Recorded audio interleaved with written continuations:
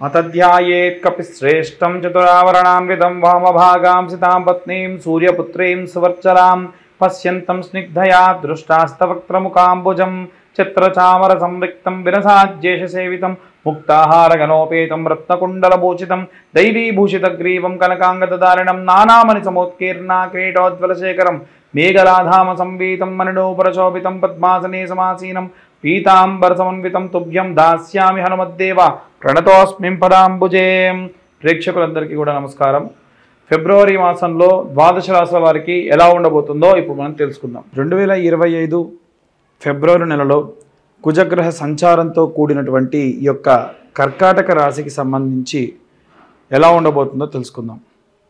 విద్యార్థులు, గృహిణులు విషయానికి వస్తే, విద్యార్థులు సాధారణంగా వాళ్ళు అనుకున్నంత మేరకు ఉత్తీర్ణత సాధించలేకపోవచ్చు. వాళ్ళు రోజువారీలాగానే ఎప్పుడు ఉల్లాసంగా ఉత్సాహంగా ఉన్నా అనుకున్నంత వరకు అంటే ఎక్స్పెక్ట్ చేసినంత రిజల్ట్ రాకపోవచ్చు. ఇక గృహిణుల విషయానికి వస్తే ధన వ్యయము, ఖర్చు, కాస్త చిన్న చిన్న ఇంట్లో చిరుబుర్లు ఇలాంటివి అధికంగా జరిగే అవకాశం ఉంది. ఇక ఉద్యోగస్తుల విషయానికి వస్తే, ఎప్పుడైతే ఈ యొక్క ఉద్యోగస్తులు వారు చేసేటువంటి పని విషయంలో ఏవైనా సరే జాప్యం జరుగుతుంది అంటే అలర్ట్గా ఉండండి, లేట్ అవుతుంది అంటే అలర్ట్గా ఉండండి. ఎందుకంటే ఏదో ఒక కారణం వల్ల అవుతున్నటువంటి ఆలస్యము దాన్ని తగ్గించి మీరు పనిని శీఘ్రం చేయడం చాలా ఉత్తమం. ఇక చెప్పాలి అంటే వ్యాపారస్తుల విషయానికి వస్తే, వ్యాపారస్తులు ఈ యొక్క ఫిబ్రవరి నెలలో ప్రథమార్థం అంతా కూడా అద్భుతంగా ఉన్నప్పటికీ ద్వితీయార్థంలో కూడా 3వ వారంలో అంత శ్రేయస్కరమైనటువంటి వ్యాపారాభివృద్ధి కలగదు. ఇక చెప్పాలి అనంటే ద్వితీయార్థంలో ఉన్నటువంటి 4వ వారం మంచి ఉత్తమమైనటువంటి రిటర్న్స్ చూడగలరు. అంటే ఇవ్వాల్సినటువంటి ధనం ఇచ్చేటువంటి వాళ్ళు కానీ, పరస్పర వ్యాపార సంబంధిత విషయాలు కానీ అద్భుతంగా ఉంటాయి. ఇంకా ఈ యొక్క సినీ రాజకీయ రంగాల్లో ఉన్నటువంటి వారి విషయానికి వస్తే, సినీ రంగంలో ప్రముఖులు ఇంకా కొంత ప్రముఖులతో కలవడము, అనుకోనటువంటి ప్రాజెక్టులకు పనిచేయడము, ఎడిటర్లు కానీ కెమెరామెన్స్ కానీ వీళ్ళందరి విషయంలో కూడా ఎక్స్పెక్ట్ చేయనంత అప్రిషియేషన్స్ రావడము, ఎన్నడూ చూడనటువంటి ఇవి ఈసారి అధికంగా చూసేటువంటి అవకాశం ఉంది. ఇక ప్రత్యేకంగా రాజకీయ రంగానికి వస్తే కనుక, ఒక మనిషి వల్ల మీరు చేసేటువంటి పనులలో జాప్యం చేకూరేటువంటి అవకాశం ఉంది. ఎప్పుడైతే ఎవరి వల్ల ఆలస్యం అవుతుందో తెలుసుకొని అక్కడితో మీరు దాన్ని ఆపడం వల్ల ఆలస్యం కాకుండా, ధనవ్యయం కాకుండా కూడా ఉంటుంది. ఇక రైతులు, అలాగే చేతి వృత్తులు, కుల వృత్తులు చేసేటువంటి వాళ్ళ విషయానికి వస్తే, సాధారణంగా వీళ్ళు ప్రతి నెలలాగానే ఈ నెల కూడా ఎంతో ఉత్సాహపూర్వకంగా పనులు చేస్తారు. విషజ్వరాలు కానీ విష కీటకముల వల్ల ఇబ్బంది చాలా వచ్చేటువంటి అవకాశం ఉంది. కాబట్టి ఆరోగ్యం కాస్త జాగ్రత్తగా ఉంచుకోవడం మంచిది. ఇక పిల్లలు దగ్గర లేకుండా కాస్త వృద్ధాప్యంలో ఉన్నటువంటి వాళ్ళ విషయానికి వస్తే, దయచేసి మీరు మీ ఆరోగ్యపరమైనటువంటి విషయాల్లో జాగ్రత్త వహించండి. నరాలు ఒకవైపు తీవ్రంగా ఇబ్బంది పెడుతున్నాయి అంటే కూడా మీరు కాస్త జాగ్రత్తగా ఉండండి. ముఖ్యంగా గుండె సంబంధితమైనటువంటి విషయాల్లో ఆలస్యం చేయడం కానీ, అశ్రద్ధ చేయడం కానీ చేయకండి. ఎవరికైతే గుండె పోటు కానీ, గుండెకు సంబంధించి ఇబ్బందులు కానీ వస్తున్నాయంటే 3 రోజుల ముందు నుంచే సిగ్నల్స్ ఇస్తుందట. కాబట్టి అది తెలుసుకొని శీఘ్రం మీ యొక్క వైద్యుల దగ్గరికి వెళ్ళి చూయించుకోవడం చాలా మంచిది. అయితే ఎవరైతే వివాహం కోసం ఎదురు చూస్తూ ఉన్నారో వాళ్ళు దయచేసి మీరు తీసుకున్నటువంటి నిర్ణయాన్ని మార్చుకునే ప్రయత్నం మాత్రం చేయకండి. ఎందుకంటే మీరు ఏదైతే నిర్ణయం తీసుకున్న తర్వాతకి వెరిఫికేషన్ చేసుకునేటువంటి మనస్తత్వం, వాళ్ళు ఎన్ని చెప్పినా నష్టం మాత్రం మీకే. ఏదైనా ముందుగా ఆలోచించి నిర్ణయం తీసుకోవడం మంచిది.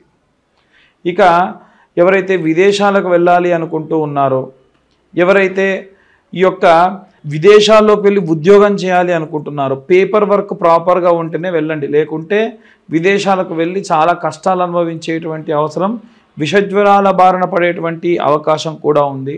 చాలా జాగ్రత్తగా ఉండాలి. ఇక ఇవన్నీ కూడా గోచార రీత్యా చెప్పేటువంటి విషయాలు. మీకు పర్సనల్గా మీ పూర్తి జాతకం తెలుసుకోవాలి అంటే మీ పేరు, డేట్ ఆఫ్ బర్త్, టైం పంపిస్తే ఈ 2025 సంవత్సరం అంతా కూడా 2025 రూపాయలు మాత్రమే తీసుకొని 60 నుండి 70 పేజీల్లో విశ్లేషణతో మీ జాతకం మీకు అందించడం జరుగుతుంది. ఇక ఉన్నటువంటి అన్ని వర్గాల వారికి సంబంధించి ఎలాంటి రెమెడీస్ తీసుకోవాలి, ఎలాంటి మంత్రపఠనం చేయాలనే విషయాన్ని ఇప్పుడు మనం తెలుసుకుందాం. జనవరి 24 నుండి ప్రారంభమై ఫిబ్రవరి 24 వరకు కూడా కుజుడు సంచరిస్తూ మిథున రాశి గుండా ఆ తర్వాతకి ఏప్రిల్ వరకు కూడా ప్రయాణం చేస్తూ ఉంటారు. దీని వలన ద్వాదశ రాశులకి కూడా తీవ్రమైనటువంటి ఇబ్బందులు, అలాగే చాలా మంచి చేకూరేటువంటి రాశులకి కూడా ఉన్నాయి. అయితే అన్ని విభాగాల్లో ఉన్నటువంటి వాళ్ళు, విద్యార్థులు, గృహిణులు, ఉద్యోగస్తులు, సినీ రాజకీయ రంగాల వాళ్ళు, అలాగే రైతులు, చేతి వృత్తులు చేసుకునేటువంటి వాళ్ళు, కుల వృత్తులు చేసుకునేటువంటి వాళ్ళు, పాపం తల్లిదండ్రుల నుంచి దూరంగా నివసిస్తూ ఒంటరిగా నివసిస్తున్న వృద్ధులు, అలాగే విదేశాలకు ప్రయాణం చేయాలనుకునేటువంటి వాళ్ళు, అలాగే ఎవరైతే కోర్టు వ్యవహారాల్లో తీవ్రంగా ఇబ్బంది పడుతూ ఉన్నటువంటి వాళ్ళు, వీళ్ళందరి గురించి కూడా మనం కొన్ని రెమెడీస్ చెప్పుకుందాం. విద్యార్థుల విషయానికి వస్తే నీలా సరస్వతి స్తోత్రం అంటుందండి. ఈ నీలా సరస్వతి స్తోత్రము రోజుకు ఒక్కసారైనా సరే చదువుకోవడం చాలా చాలా శక్తినిస్తుంది. అయితే సరస్వతి యంత్రము అని ఉంటుంది. ఆ యంత్రం మీరు మామూలుగా గూగుల్లో చూసినా సరే దొరుకుతుంది. ఆ యంత్రంలో నెంబర్స్ ఉంటాయి. ప్రతిరోజు పిల్లలకు కొత్త నోట్బుక్ పెట్టేసి ఆ యంత్రాన్ని రోజు వాళ్ళతో గీయించి వాటిపైన రాయించి మధ్యలో కొంచెం అంత కుంకుమ పెట్టి ఇలా రాయండి. ఆ కుంకుమ రోజంతా ఉండాలని కూడా ఏం లేదు. ఇలా చేయడం వల్ల కూడా సంపూర్ణమైనటువంటి వాగ్దేవి కృపా కటాక్షాలు పిల్లల యందు ఉంటాయి.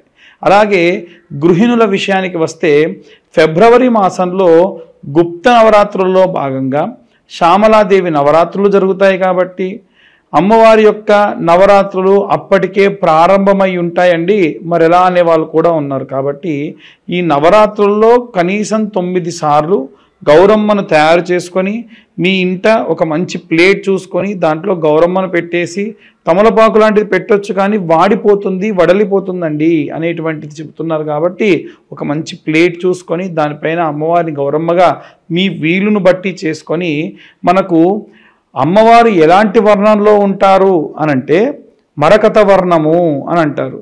కాబట్టి అలాంటి మరకత వర్ణంలో ఉండేటువంటి కుంకుమతోని అమ్మవారికి అర్చన చేయాలి. అది ఎలా చేస్తారండి అనేవాళ్ళు కూడా ఉన్నారు. ఎలా అంటే అమ్మవారికి సంబంధించినటువంటి వర్ణనలో మనకు కుంకుమ దొరుకుతుంది. ఆ కుంకుమే కుబేర కుంకుమ. ఆ కుంకుమతో ఈ నవరాత్రుల్లో నవమ అంటే 9 సార్లు కుంకుమార్చన చేయడం వల్ల సంపూర్ణ శ్యామల కృపా కటాక్షాలు అందుతాయి. ఆ కుంకుమని 9 రోజుల తర్వాతకి పచ్చకర్పూరం వేసి దాచుకొని ప్రతి ఇంట్లో ఉన్న ప్రతి ఒక్కళ్ళు ధరించడం వల్ల ఎన్నో రకాలైనటువంటి కష్టములని కూడా అమ్మవారు కడతీరుస్తుంది అని శాస్త్రోక్తంగా చెప్పడం జరిగింది.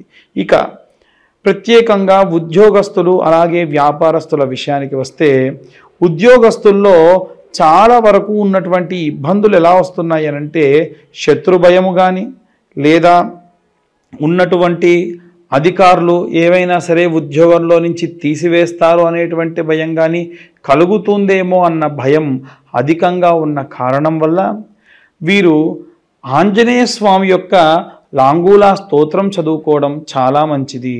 రోజుకు ఒకసారన్నా హనుమత్ లాంగూలా స్తోత్రం విన్నా చదివినా సంపూర్ణ కృపాకటాక్షాలు అందుతాయి. ఇది వ్యాపారస్తుల విషయంలో కూడా అలాగే చేయడం ఎంతో మంచిది. వీరు ప్రత్యేకంగా రోజు దీపారాధన చేసేటప్పుడు ఉద్యోగస్తులైతే నువ్వుల నూనె ఆముదం కలిపి, అలాగే ఎవరైతే వ్యాపారస్తులు ఉంటారో వ్యాపారస్తులైతే అమ్మవారి యొక్క విప్ప నూనెతోని పూజ చేయడం చాలా విశేష వ్యాపారాభివృద్ధి కలుగుతుంది. ఇక మనం ప్రత్యేకంగా చూసుకున్నట్టయితే ఈ యొక్క రాజకీయ రంగాలు, సినీ రంగాల్లో ఉన్నటువంటి వాళ్ళు ప్రత్యేకంగా దుర్గా కవచాన్ని చదవడం కానీ వినడం కానీ ఎంతో శక్తినిస్తుంది. అమ్మవారు మీకు మీ కుటుంబం చుట్టూ కూడా ఒక రక్షణ వలయంలా ఏర్పడి ఎల్లప్పుడూ కాపాడుతూ ఉంటుంది. ఇక ఈ యొక్క సినీ రాజకీయ రంగాల వారే కాకుండా చేతి వృత్తులు చేసుకునే వాళ్ళు కానీ లేదా కుల వృత్తులు చేసుకునే వాళ్ళు కానీ అలాగే రైతులు కానీ భూ సంబంధితమైనటువంటి అనుకూల స్థితి కలగాలి కాబట్టి నిత్యము రోజు ఒక మంత్రం చదువుకోవాలి. ఒకటే మంత్రం రోజు చదువుకోవాలి. ఏమిటా మంత్రం అంటే శరవణ భవాయ విద్మహే కార్తికేయాయ ధీమహి తన్నో స్కంద ప్రచోదయాత్. ఈ మంత్రాన్ని చదవడం వల్ల ఈ విభాగంలో ఉన్న వారందరికీ కూడా అనుకూల పరిస్థితులు కలుగుతాయి. ఇక ప్రత్యేకంగా చూసుకున్నట్టయితే ఎవరైతే కోర్టు వ్యవహారాల్లో ఇబ్బంది పడుతూ ఉన్నారో, విదేశాలకు ప్రయాణమై ఎదురు చూస్తూ ఉన్నారో, ఎవరైతే విశేషమైనటువంటి వివాహం కోసం ఎదురు చూస్తూ అంటే ఏజ్ మరి ఎక్కువైపోయి వివాహం కావట్లేదు అని ఎదురు చూస్తున్నారో, సంతానం కావట్లేదు అని ఎదురు చూస్తున్నారో వారు దక్షిణామూర్తి స్తోత్రాన్ని చదువుకోవడం మంచిది. దక్షిణామూర్తి స్తోత్రము వీరికే కాదండి, అందరూ కూడా చదవచ్చు. ఆ దక్షిణామూర్తి స్తోత్రం చదివితే పరమశంకరు అంటే ఆది శంకరాచార్యుల వారి స్వయంగా చెప్పారు, ఏలిన నాటి అర్ధాష్టమ అష్టమ శని దోషములు ఏమున్నా సరే తీసేసేటువంటి అద్భుతమైనటువంటి స్తోత్రం ఏది అంటే దక్షిణామూర్తి స్తోత్రం. కాబట్టి అందరూ కూడా ఈ విధంగా చేసుకోవడం విశేష ప్రతిఫలాలు దక్కుతాయి. చాలామంది ఇవన్నీ కాదండి మీరు ఎలా చెబుతూ ఉన్నారు జాతకము, మీ జాతకం గురించి పూర్తిగా తెలుసుకోవాలనుకుంటున్నాం, మీరు ఎలా చెప్పగలుగుతున్నారంటే గోచార రీత్యా మాత్రమే మేము మీకు జాతక విశ్లేషణ అనేది ఇలాంటి రెమెడీస్ అనేవి చెబుతున్నాం. నిజంగా మీ పూర్తి జాతకం ఏంటో మీరు తెలుసుకోవాలి అనుకుంటే కింద కనిపించే నెంబర్కి మీ పేరు, date of birth, time, place అన్నీ కూడా పంపిస్తే పూర్తి వివరాలతోని మీ జాతకం అంతా కూడా విశ్లేషణతో మీకు చెప్పి పూర్తిగా అనుకూలంగా మీకు ఎలాంటి రెమెడీస్ తీసుకోవాలి, ఎలాంటి మంత్రపఠనం చేయాలి అనేటువంటి విషయాన్ని చెప్తాం. ఎట్టి పరిస్థితుల్లో డేట్ ఆఫ్ బర్త్ టైము లేకుండా ఎవరైనా జాతకం చెప్తానంటే నమ్మకండి. ఎందుకంటే అందులో పూర్తి విశ్వాసంగా చెప్పడం కుదరదని. ఎందుకంటే పేరు బలం కల వాళ్ళందరూ ఒకేలా ఉంటే ఈ ఇబ్బంది ఏమిటి, మంచి పేరు ఏదో అందరూ అదే పెట్టుకుంటారు కదా. కాబట్టి పేరు వల్ల వచ్చేటువంటిది కేవలం పావంతు మాత్రమే. పూర్తి 100కు 100% ఆ పేరు బలం మీద వచ్చేటువంటివి ఉండవు. కాబట్టి వీలైనంత వరకు కూడా పేరు బలంతో చెప్పేటువంటి దాని గురించి నమ్మకండి. మీ పూర్తి డేట్ ఆఫ్ బర్త్ టైం ఉన్న వాళ్ళే జాతకం గురించి తెలుసుకునే ప్రయత్నం చేయండి. లేదా ఇప్పుడు మేము చెబుతున్నటువంటి గోచార రీత్యా చెప్పేటువంటి విషయాలు మీ పేరు బలంపై మీరు సరిచూసుకోవచ్చు. ధన్యవాదాలు.